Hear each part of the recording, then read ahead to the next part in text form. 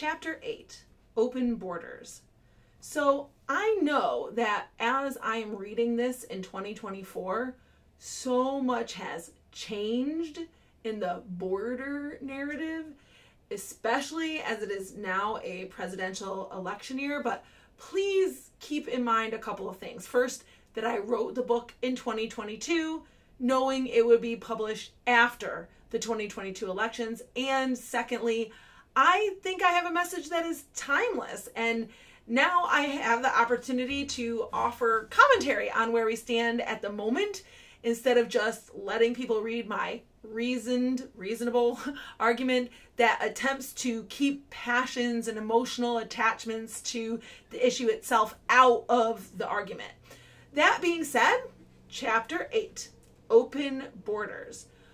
We are now getting into the cracks in the two pillars and the stress those cracks are under. So stick with me through a little bit of the boring stuff first. I promise we'll get to more fun stuff. Chapter 8, Open Borders.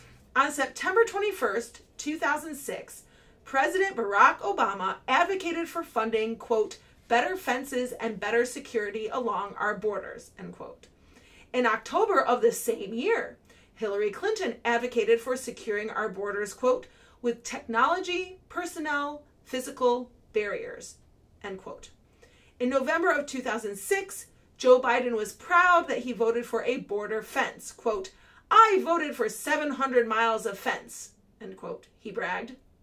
He acknowledged that, quote, people are driving across that border with tons of everything, from byproducts of methamphetamine to cocaine to heroin.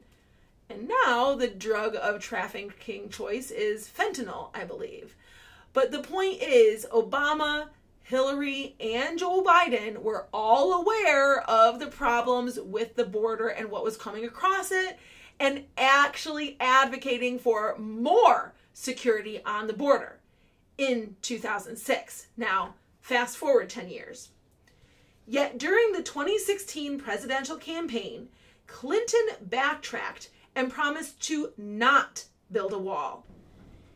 And in January 2017, 11 years after he was bragging about voting for the fence and talking about everything bad that was coming across the border with Mexico, Joe Biden, at the World Economic Forum, said that we should not be building walls.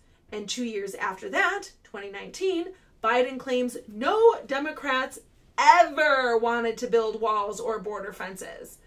In 2009, Harry Reid was advocating for a 630-mile border fence to secure our southern border from illegal immigration. In 2018, the same Harry Reid shut down the government and demanded President Trump abandon the wall. When our government officials go from advocating necessary restrictions to inviting foreigners to breach our borders, we should be alarmed. What changed? Why did it change? In a later part of the book, we get into the shaping of the narrative and what that actually takes. But one thing should be obvious to anyone who has the time and energy to pay attention, and that's politicians like to say they never said things that they are on record saying, recorded saying, on video saying. And actually, most people will believe whatever is said last and not actually call politicians out for flip-flopping or lying. Again, we'll get into that later in the book, but there's another issue that I will probably bring up again when I do reference this in the book, which I never even mentioned in the book, but it's so key now, and that is artificial intelligence and deep fakes. We are getting to a point where politicians will be able to say, I never said that. And if video evidence is produced, it will be simple to say that was faked. And then people will believe that it was faked. I mean, we live in dangerous times for the truth. AI, deep fakes, all that, a very dangerous time for the truth. But let's get back to open borders. And remember, I wrote this years ago. Advocates for open borders are no longer hiding their desires. what do they want? They want government policies that allow immigrants to enter the country with little or no restriction. Open border policy essentially allows people to travel to and from the country without presenting passport or visa or any other form of legal documentation. This is not about granting citizenship. This is simply allowing whoever desires to be here access to the country. Something else I do not talk about in the book is the agenda to erase state sovereignty altogether and form a global community. When I say state sovereignty, I mean national sovereignty. There are many flaws with the argument when it comes to open border policy in the United States, and I don't want to get sidetracked from my main points. But if anyone wants to discuss this aspect of the open border debate, I am ready and willing to do so. Currently, American policy reads as controlled border policy.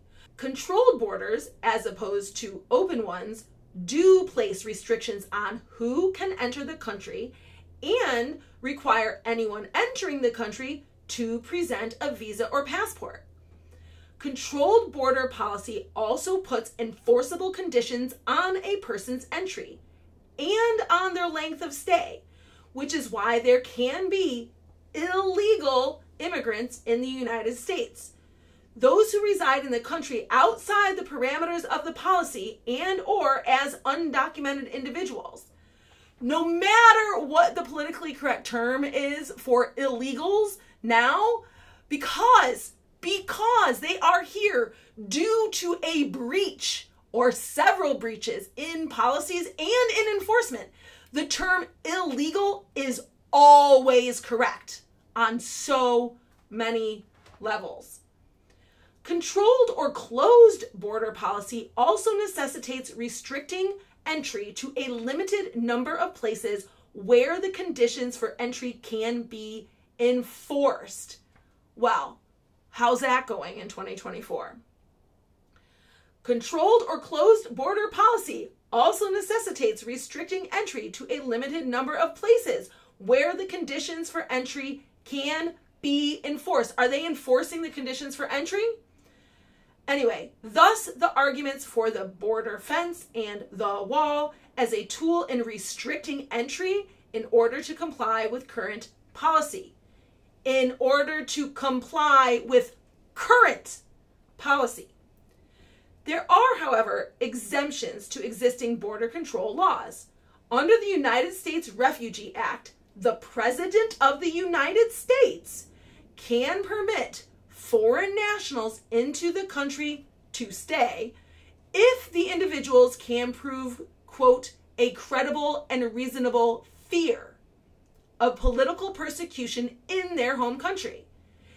In addition, the United States follows the 1951 Refugee Convention of UN 1967 protocols, which allows people to cross into the country to escape life-threatening situations. And this is why anyone claiming asylum, quote, has a case. It's a case, though, that should be considered by the President of the United States and evaluated on a case-by-case basis. These exemptions, however, seem to be something of the rule that certain government officials wish to enforce, and the administration is failing to review the exceptions granted. So even the asylum cases are not being addressed according to policy, thus making even those claiming asylum illegal. Illegals in the open border debate. They're all illegals as long as it's according to a breach of policy. This also, you have to keep in mind, has everything to do with the president. It's the office of the president that can fix this or not fix this. Something to keep in mind. While some open border advocates frame their arguments in libertarian terms, there are also arguments based on reducing government costs, growing the economy, and increasing diversity. Most recently, keep in mind when I wrote this, but I still believe this to be the case. Most recently, however, the arguments attempt to appeal to Americans' feelings and are framed in terms of compassion. No one has it as good as Americans have it. Why should we send anyone back to the cartel-run country where they fear for their own lives and the lives of their children? Why should we send anyone back to the poverty-ridden country where no one can find a job and gangs rule the streets? Why should we send anyone back to a country where crops have failed, resources are scarce, and disease is rampant? Why should we lock them up in cages and separate children from their parents? Only a cruel person with no ounce of compassion would do any of these things.